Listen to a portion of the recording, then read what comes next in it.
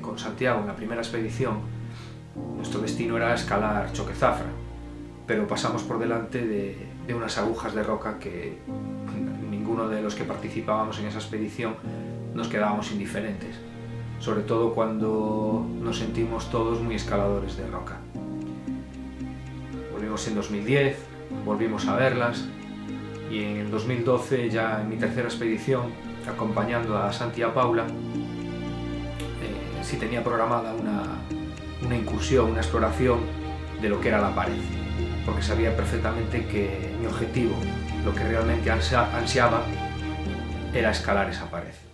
Cuando nos metimos en la montaña, el camino es que no había nada que nos pudiera indicar esta es la línea, sino que aquello era un continuo zigzag escapando de enormes grietas.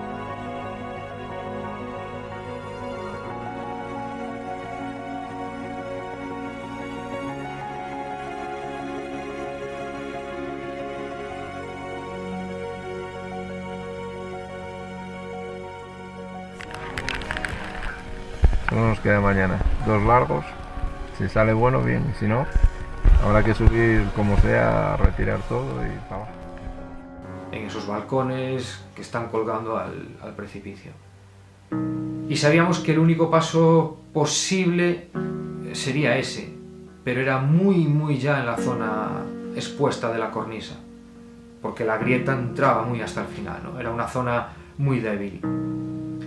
Y ahí fue donde realmente una persona pues aplica el sentido común o el valor. ¡Que ya estamos!